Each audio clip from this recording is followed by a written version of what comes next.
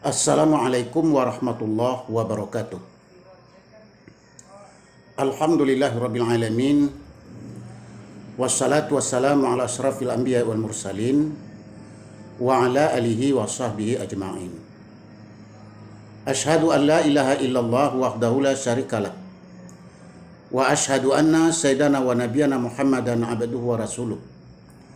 Allahumma shalli ala sayyidina Muhammad wa ala alihi wa sahbihi ajma'in, amma ba'du. Bapak-bapak dan ibu-ibu, kaum muslimin dan kaum muslimat yang berbahagia. Pertama, kita bersyukur kepada Allah Subhanahu wa taala dengan mengucapkan alhamdulillahirabbil alamin. Karena sampai pada saat ini Allah masih memberikan kepada kita kesehatan dan keselamatan, sehingga kita dapat menjalankan tugas-tugas kita menurut semestinya. Kemudian kita tidak lupa mengucapkan selawat kepada Nabi kita, Nabi Muhammad sallallahu alaihi wasallam, dengan ucapan Allahumma shalli ala sayyidina Muhammad wa ala alihi wa sahbihi wasallim. Kita umat manusia, umat Islam, Allah nyatakan dalam Al-Quran sebagai umat yang terbaik, yaitu umat yang dilahirkan untuk manusia dengan tugas-tugas tertentu yang Allah Ta'ala berikan kepada kita. Apabila kita menjalankan tugas-tugas ini, maka barulah kita menjadi umat yang terbaik. Tetapi kebalikannya, kalau kita tidak menjalankan tugas-tugas yang Allah berikan kepada kita, maka kita tidak menjadi umat yang terbaik. Apakah penyebab kita sebagai umat yang terbaik menurut Allah dalam Al-Quran? Kita baca dalam surah Ali Imran ayat 110. Allah Subhanahu wa taala berfirman, A'udzubillahi minasyaitonir rajim. Bismillahirrahmanirrahim. Kuntum khaira ummatin ukhrijat linnas ta'muruna bil ma'ruf wa tanhauna 'anil munkar wa tu'minuna billah. Allah Subhanahu wa taala berfirman, kamu adalah umat yang terbaik yang dilahirkan untuk manusia. Memang khusus dilahirkan untuk manusia sebagai umat yang terbaik. Apakah penyebab kita menjadi umat yang terbaik? Allah tidak menyebutkan lantaran kita salat, lantaran kita puasa, lantaran kita melakukan ibadah haji dan membayarkan zakat. Tetapi Allah mengatakan yang menyebabkan kita menjadi umat yang terbaik, yang pertama adalah ta'muruna bil ma'ruf. Karena engkau telah menyeru manusia kepada kebaikan.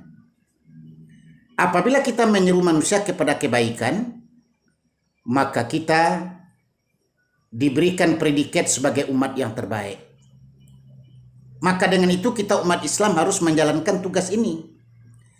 Mari kita panggil orang, kita panggil umat manusia ini supaya mereka melakukan kebaikan. Apakah kebaikan itu?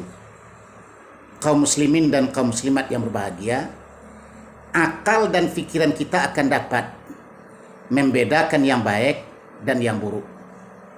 Yang buruk kita jauhkan, kebaikan-kebaikan kita lakukan dalam kehidupan kita ini. Barangkali semua kita akan tahu bahwa menolong orang merupakan suatu kebaikan. Memberikan sedekah kepada fakir miskin merupakan suatu kebaikan. Melakukan salat, puasa, umrah dan haji itu merupakan suatu kebaikan. Tetapi kalau sudah berbentuk merugikan orang lain, kita menfitnah, kita menggunjing, kita mencuri hak orang lain, ini sudah pasti suatu keburukan atau suatu kejahatan. Maka akal fikiran yang Allah berikan kepada kita akan dapat membedakan mana yang baik dan mana yang buruk itu. maka hendaklah kita menunaikan kebaikan dalam kehidupan kita ini supaya benar kita menjadi umat yang terbaik seperti yang telah dinyatakan dalam ayat tadi. Bapak-bapak dan ibu-ibu yang terhormat, yang keduanya adalah wa tanhauna 'anil munkar. Kita disebut sebagai umat yang terbaik karena kita senantiasa mencegah kemungkaran, melarang orang melakukan kemaksiatan, kemungkaran, perbuatan-perbuatan dosa.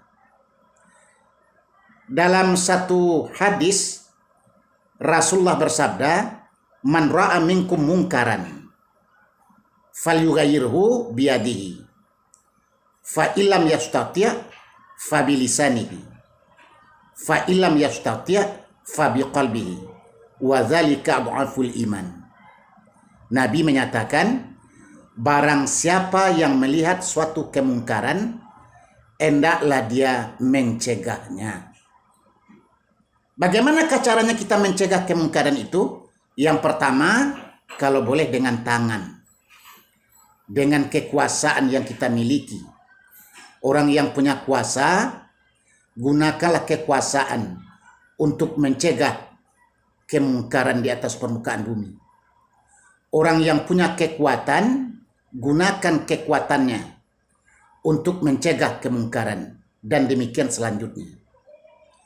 Tapi kalau kita tidak punya kekuasaan, tidak punya kekuatan, maka Nabi mengatakan, fa illam yastati' fa bilisanihi.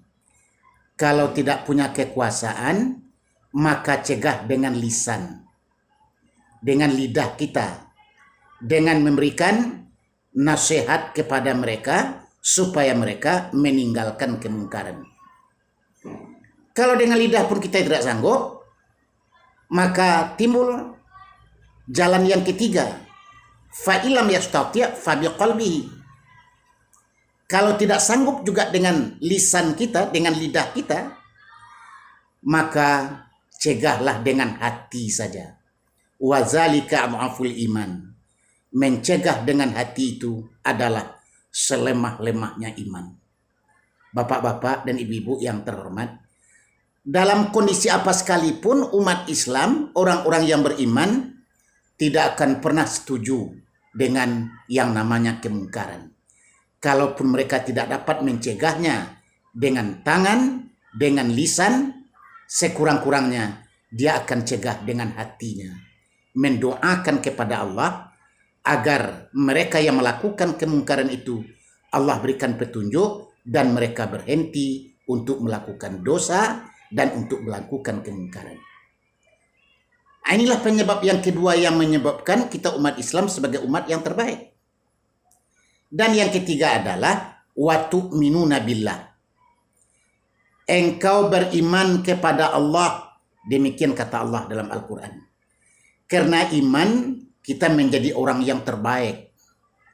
Dengan iman kita menjadi umat yang terbaik, yang mendapat pujian langsung dari Allah Sang Pencipta. Alangkah bangganya kita umat Islam.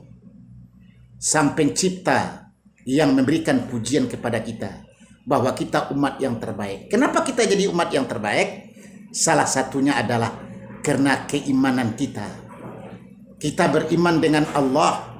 Satu kali kita mengucapkan kalimat la ilaha illallah, tidak ada Tuhan yang berhak disembah melainkan Allah.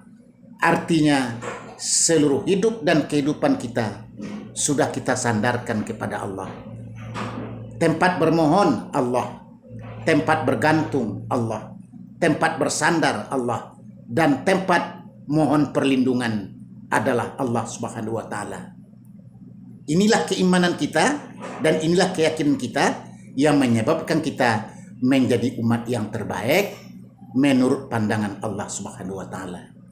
Mudah-mudahan bapak-bapak dan ibu-ibu yang terhormat, kita akan dapat melaksanakan tugas yang Allah berikan kepada kita ini supaya predikat kebaikan itu tetap melekat kepada kita sampai kepada akhir hayat kita.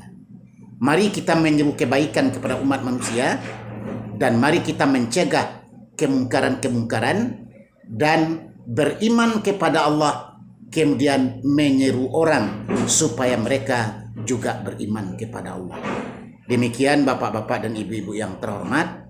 Terima kasih dan mohon maaf. Wassalamualaikum warahmatullahi wabarakatuh.